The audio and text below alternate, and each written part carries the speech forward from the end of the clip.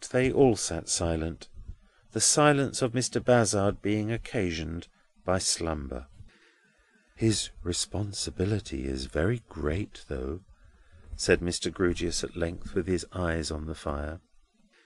Edwin nodded assent, with his eyes on the fire. "And let him be sure that he trifles with no one," said Mr. Grewgious, "neither with himself nor with any other." Edwin bit his lip again, and still sat looking at the fire.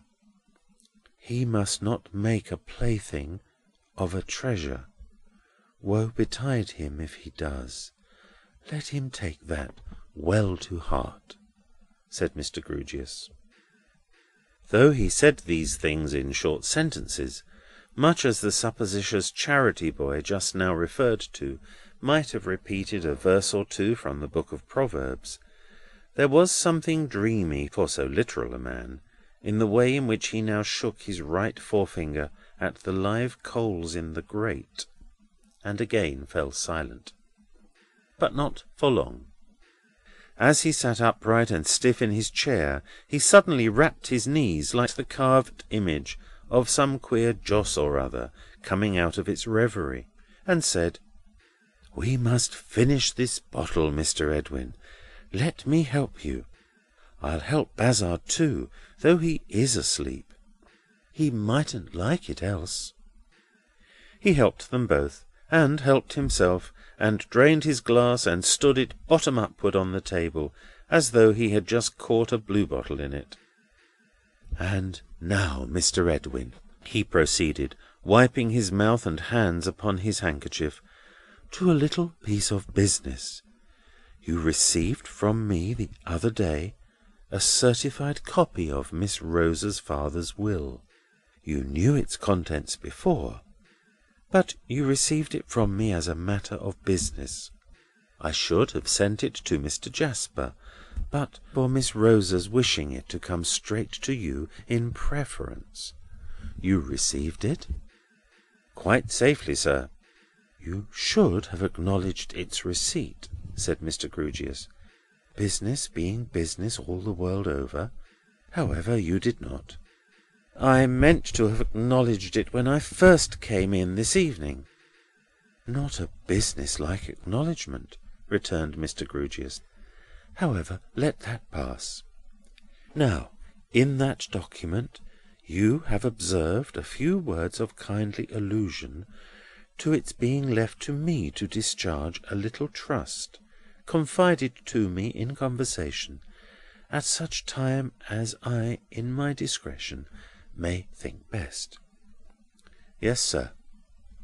"Mr. Edwin, it came into my mind just now, when I was looking at the fire, that I could, in my discretion, acquit myself of that trust at no better time than the present.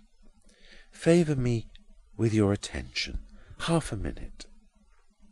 He took a bunch of keys from his pocket, singled out by the candle-light the key he wanted, and then with a candle in his hand went to a bureau or escritoire, unlocked it, touched the spring of a little secret drawer, and took from it an ordinary ring-case made for a single ring. With this in his hand he returned to his chair. As he held it up for the young man to see, his hand trembled. "Mr. Edwin, this rose of diamonds and rubies, delicately set in gold, was a ring belonging to Miss Rosa's mother.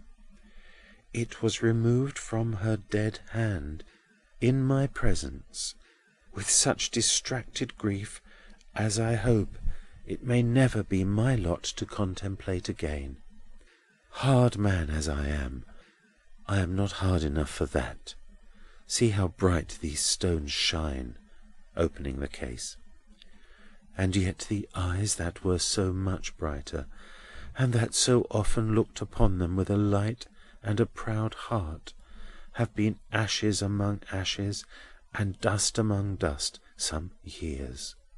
If I had any imagination, which it is needless to say I have not, I might imagine that the lasting beauty of these stones was almost cruel." He closed the case again as he spoke. "The ring was given to the young lady who was drowned so early in her beautiful and happy career by her husband, when they first plighted their faith to one another.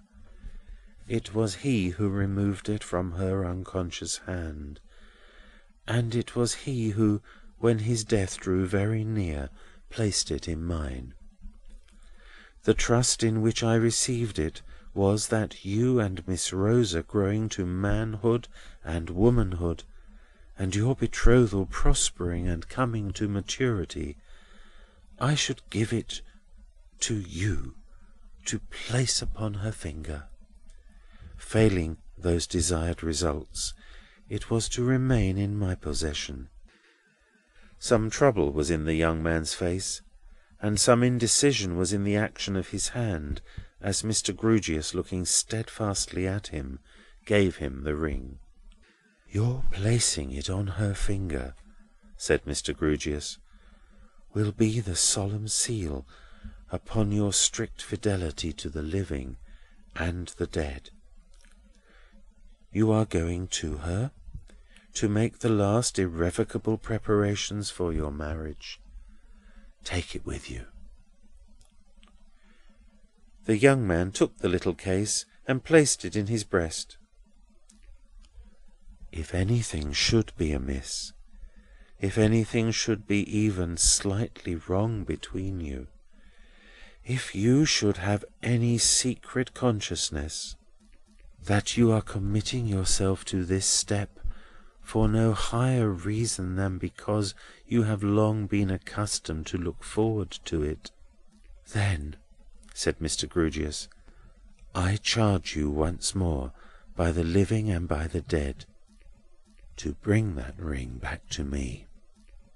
Here Bazzard awoke himself by his own snoring, and, as is usual in such cases, sat apoplectically staring at vacancy, as defying vacancy to accuse him of having been asleep. "Bazzard," said Mr. Grewgious, harder than ever.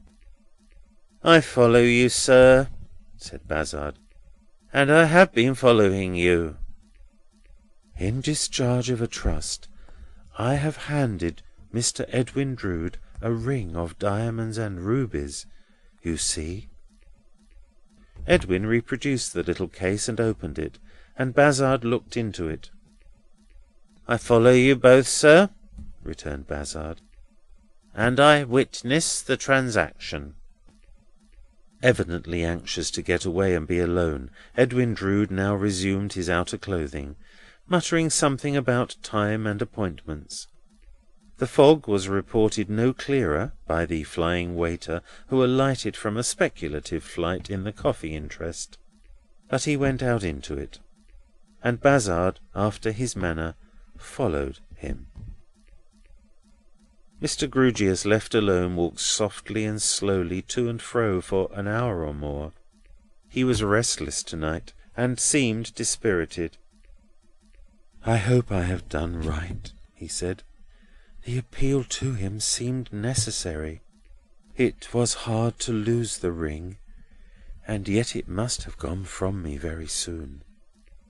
He closed the empty little drawer with a sigh, and shut and locked the escritoire, and came back to the solitary fireside. "Her ring," he went on. "Will it come back to me? My mind hangs about her ring very uneasily to-night, but that is explainable.